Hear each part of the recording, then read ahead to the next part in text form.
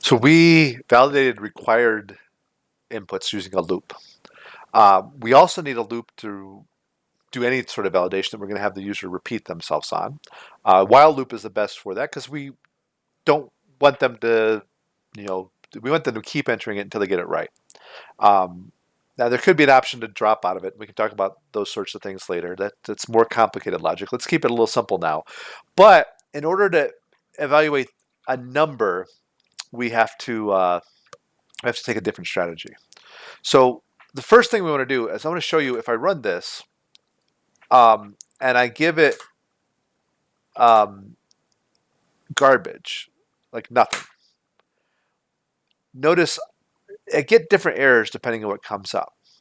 So unexpected end of file while parsing is a syntax error because in this case I gave it no input.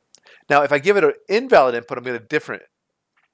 So if I'd say, oops, I say junk, junk, junk, notice I get a name error. FDAS is not defined. This error actually is saying it's looking for a variable named FDAS. And when I do an eval, it's looking for a variable named FDAS.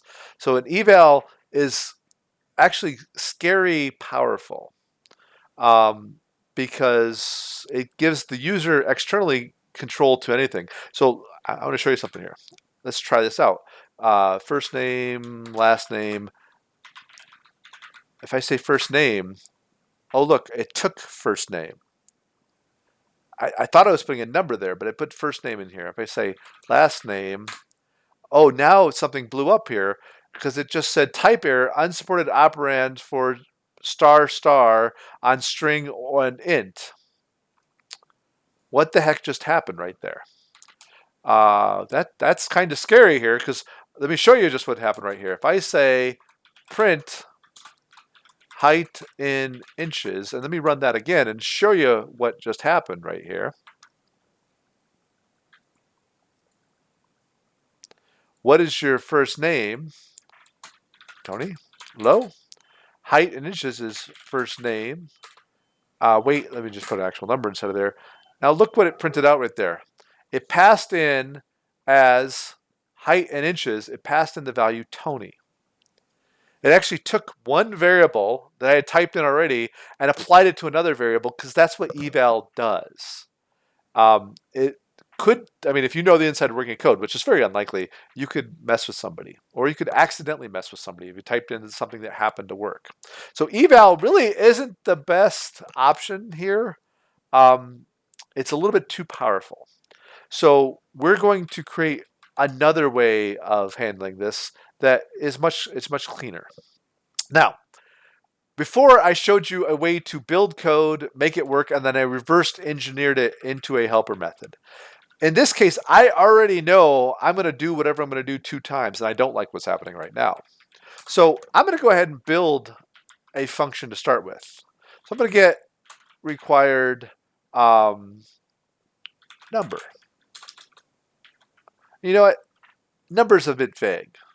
So there's 2 types of numbers. There's integers, but I don't want it to be an integer. I might want it to be an integer, but I don't. I want you to be able to be 6.5 feet tall or weigh 35.5 pounds if you have that accurate. So let's say get required float. A floating point number is something with a decimal point. And again, I'm going to have a prompt with that. And that's all I have to worry about for now. All right. And so let's just start simple. So let's say I'm going to return a float of the input for the prompt.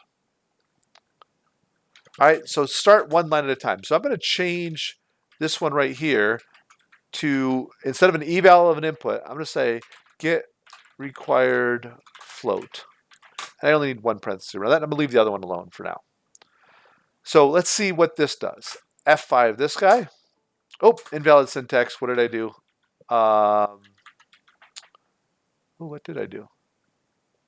Oh, I am missing a parenthesis here. I got that from experience of being able to look quickly. I saw that my parentheses were mismatched, but you would have to kind of know what to look for here. So my parenthesis. It's another good reminder of, hey, if you open a parenthesis, make sure you see your flash sheet to close the parentheses. So let's try that again. Okay, now it's running. First name, Tony Low. Height is 55. Weight is 22. It all seemed to work out right now. Oh yeah, printed out 55 because I didn't take that line out from earlier. But it shows that it worked just fine. So that float input now returns to me a value in a float number. It gives me a number instead of zeros. That's good. So now that I've done that, well, I feel a little bit more confident that I can copy this and paste it here. And now I can do required float for both of them. But I haven't fixed all of my problems. So let's run this one here. So if I do get first name and give it a value and last name get a value, and height, oh, if I do an enter there, I get a value error. Could not convert string to a float. The string was blank. A blank string is not a floating point number. Let's run it one more time. What's your first name? Give it 1. Last name, give it 1. Now let's say 5. Oh, now I get a value error again. Could not do a string to float. All right, so now I have an issue of how do I know beforehand if this thing is going to be valid or not? Well, most programming languages have chosen not to have a is this string a number, call, function, method, whatever you want to, however you want to build it, because in order to know if a string is a number, I have to convert it to a number, and if it fails, then I know it's not a number. So I might as well just convert it, return the number to you, and if it happens to fail, then I'll tell you it fails. And that's what this call does. But that means, as a caller, I have to handle the error. And so the next new bit of Python I want to introduce you to is the idea of an error handler, an exception handler in this case. They're called an exception.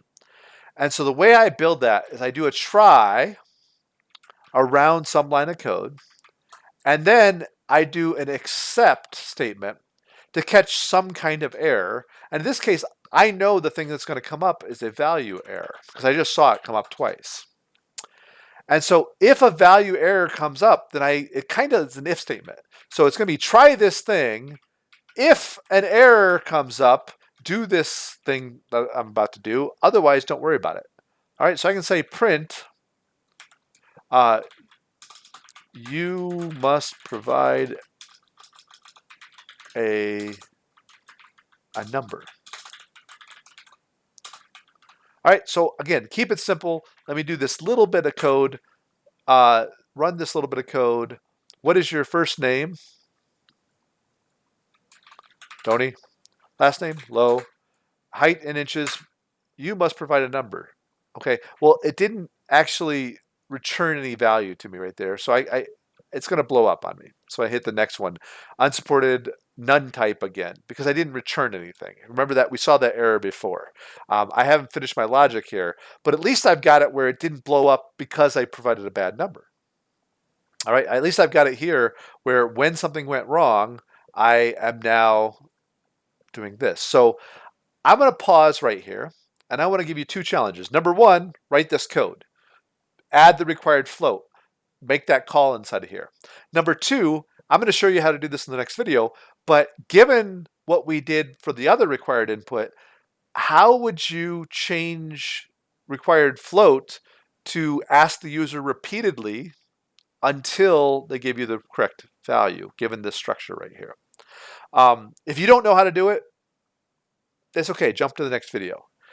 But give it the old college try, to use the cheesy term, and try and take a guess at it. It's not that I expect that all of you will be able to do it, but if you look at the code up above, you might be able to see the pattern and make it happen. And even just thinking about it, even if you don't get it right, will help put your brain in the right idea of being creative and using these ideas together. It's a good little check-in of where you're at. If you don't have it, you're not doing badly. But if you do, that's a good sign. It's a good practice. And by trying to be creative, it really sparks your brain in the right way. So take a moment. As I said, what I'd like you to do is build this exactly as it is, and then think about how you can make this repeat and do it over and over again until the user gives you a valid input. All right, so I'm going to let you do that, and then then we'll come back to the next one.